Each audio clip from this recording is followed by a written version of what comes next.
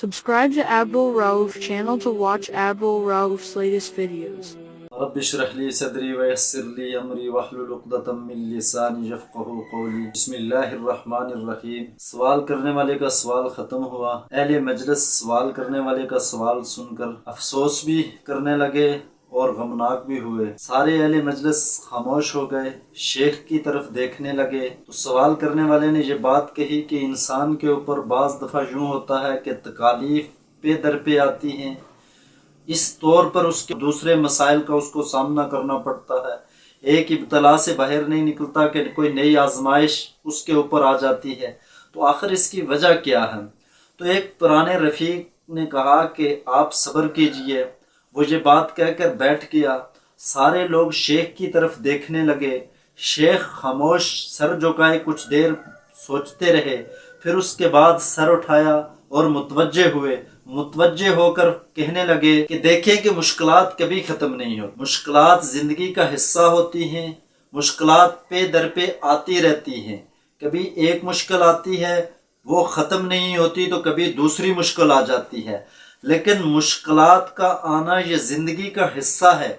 لیکن مشکلات کے اوپر رد عمل کا سامنا کرنا یہ انسان کے اپنے بس اور اختیار کے اندر ہوتا ہے کہ وہ ان مشکلات کا کس طور پر سامنا کرتا ہے، کیونکہ مشکلات کا مطلب یہ نہیں ہے کہ آپ کو اللہ تعالیٰ کسی ابتلا اور آزمائش میں ڈال کر جو ہے نا آپ کو کسی پریشانی میں دیکھ کر رب العالمین کی ذات کو کوئی نفع پہنچتا ہے، بلکہ اللہ آپ کو کسی ابتلا اور جب آزمائش میں ڈالتا ہے تو اس کی نظر میں آپ زیادہ سے زیادہ پسندیدہ ہونا شروع ہو جاتے ہیں، اللہ کی نظر میں آپ زیادہ سے زیادہ محبوب بننے لگتے ہیں۔ لیکن وہ محبوبیت آپ کس وقت حاصل کریں گے؟ وہ اللہ کی نظر کے اندر آپ کا مقام کس وقت بلند ہوگا؟ اللہ کی نظر میں آپ کے درجات کس وقت بلندی کی طرف پہنچیں گے؟ آپ کس وقت ان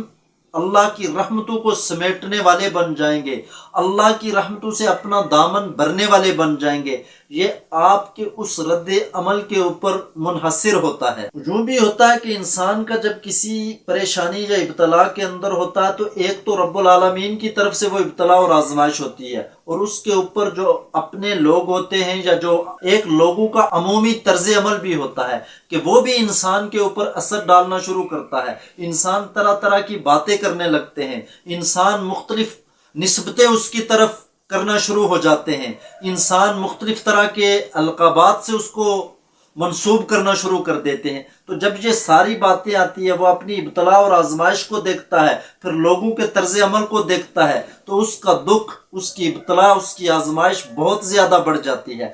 اب عارف نے کہا کہ اس کے اوپر تمہارا طرز عمل کیا ہونا چاہیے، تمہارا رد عمل کیا ہونا چاہیے۔ اگر ہم اپنے دماغ اور نفسیات کو کنٹرول کر لیں تو خارج کی کوئی تکلیف، خارج کی کوئی اذیت، خارج کی کوئی بات ہمارے اوپر اس طور پر اثر انداز نہ ہو جیسے کہ ہم اس کو اپنے لیے ابتلا اور آزمائش کو اپنے دماغ کے اندر بٹھا لیتے ہیں، بار بار ہم اسی نقطے کو سوچتے ہیں، بار بار اسی کے متعلق بات کرتے ہیں اور بار بار اسی کی فکر کے اندر لگے رہتے ہیں۔ تو جب یہ ساری چیزیں مل کر ہماری نفسیات کے اوپر، ہمارے دماغ کے اوپر سوار ہو جاتی ہیں تو پھر انسان کا طرز عمل منفی ہونا شروع ہو جاتا ہے، اور پھر وہ زندگی سے تنگ آنا شروع ہو جاتا ہے، پھر اس کی ابتلا اور آزمائش بڑھنا شروع ہو جاتی ہے۔ اگر اس وقت جب اس کے اوپر مشکل حالات آ گئے تو اس دکھ کی صورت، اس پریشانی اور ابتلا اور آزمائش کی صورت کے اندر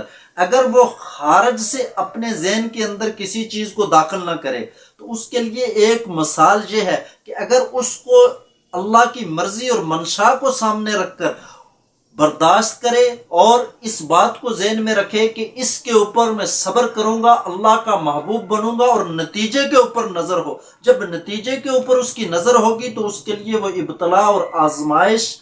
بے شک ظاہر کے اعتبار سے کتنی ہی بڑی ہو، کتنی ہی مشکل ہو، کتنے ہی مصائب اس کے سامنے اس کو سامنا کرنا پڑے، لیکن جب وہ نتیجہ کے اوپر نظر رکھے گا تو وہ ابتلا اور آزمائش اس کے لیے بڑی ہی ہلکی ہوگی۔ اور اس کی مثال کہ جب نوجوانی کے اندر جب کسی کی شادی ہوتی ہے تو انسان دیکھتا ہے کہ شادی کے بعد ایک رب العالمین کا ابتدا سے قدرتی فطرتی عمل ہے کہ جو انسان رب العالمین نے انسان کی نسل انسانی کی بقا کے لیے رکھا ہے کہ جب نوجوانی کے اندر شادی ہوتی ہے تو اس کے بعد یہ قدرتی اور فطرتی عمل ہوتا ہے کہ وہ بچی جو ہے نا وہ پریگننٹ ہوتی ہے، حاملہ ہوتی ہے۔ تو اب اگر کچھ عرصہ گزر جائے اور وہ حاملہ نہ ہو تو اس کو پریشانی ہونا لاحق شروع ہو جاتی ہے کہ کیا وجہ ہے، لیکن اس کے لیے وہ کتنے تکالیف، پریشانی اور علاج معالجے کی کوشش کرتی ہے کہ کسی طرح اس کو یہ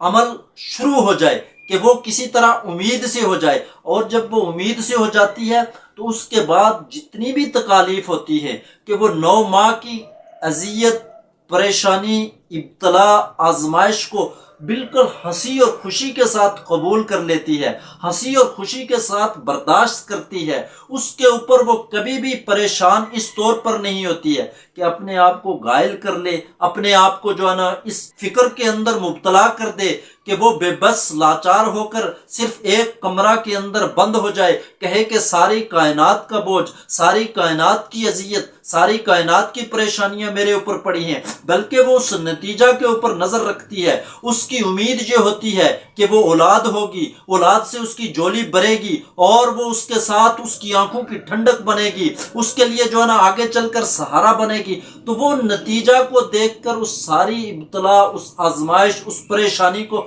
خوشی خوشی جھیلتی رہتی ہے۔ تو شیخ نے کہا کہ وہ یہ ساری چیز کیوں کرتی ہے؟ تو اس نے کہا کہ وہ اس آخری نتیجہ کو حاصل کرنے کے لیے جھیلتی ہے۔ تو شیخ نے اس سائل سے کہا کہ بس یہی آپ کی پریشانی کا حل ہے، یہی بات آپ کے سوال کا جواب ہے۔ ہاں، اس کی نظر نتیجہ کے اوپر ہوتی ہے تو آپ کی بھی نظر نتیجہ کے اوپر ہونی چاہیے۔ یہ مسائل اور یہ پریشانی، یہ ابتلا اور یہ آزمائش اس حمل کی طرح ہے کہ جس کے نتیجہ میں آپ کو جنت کے اندر اعلیٰ ترین درجات ملیں گے۔ جب آپ اس رخ سے معاملہ کو دیکھنے لگیں گے، جب آپ اس زاویہ سے اس بات کو انالائز کرنے لگیں گے، جب اس نقطہ نظر سے آپ اپنی ابتلا اور آزمائش کی طرف دھیان کرنے لگیں گے تو آپ کے لیے وہ ابتلا اور آزمائش آپ کے نتیجہ کے طور پر آپ کے درجات کی بلندی کا سبب بنے گی، اور آپ کے لیے اس آزمائش کو جھیلنا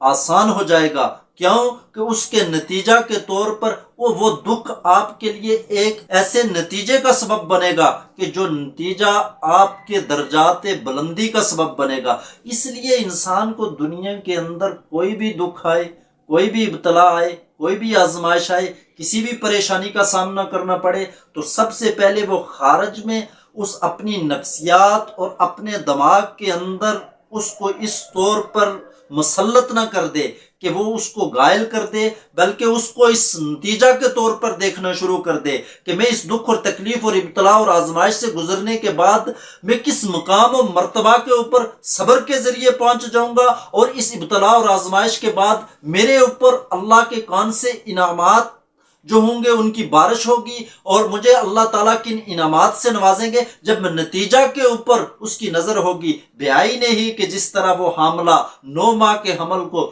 ہنسی خوشی جھیل کر وہ خوشی حاصل کر لیتی ہے جب اس کی جولی امید سے بھر کے آتی ہے، اس کی تمام تکالیف ایک لمحہ کے اندر ختم ہو جاتی ہیں۔ بیائی نے ہی اسی طرح اگر انسان ابتلا اور آزمائش کے اوپر صبر کر کے اس نتیجہ کے اوپر نظر رکھے تو وہ بھی ایسی ہی خوشی حاصل کرے گا جب رب سے اس کی ملاقات ہوگی، اور یقینی طور پر تو وہاں اس کو تو وہ نتیجہ ملنا ہی ہے اس کے صبر کے اوپر۔ لیکن یہ بات بھی یقینی ہے کہ اگر اس نے صبر کیا تو دنیا کے اندر بھی ہر مشکل کے بعد آسانی یہ رب العالمین کی سنت ہے، اور ہر آزمائش کے بعد، ہر تکلیف کے بعد اس کے لیے جو آگے راستے کھلے ہوں گے۔ اب یہ ہے کہ وہ کس طور پر اس کا سامنا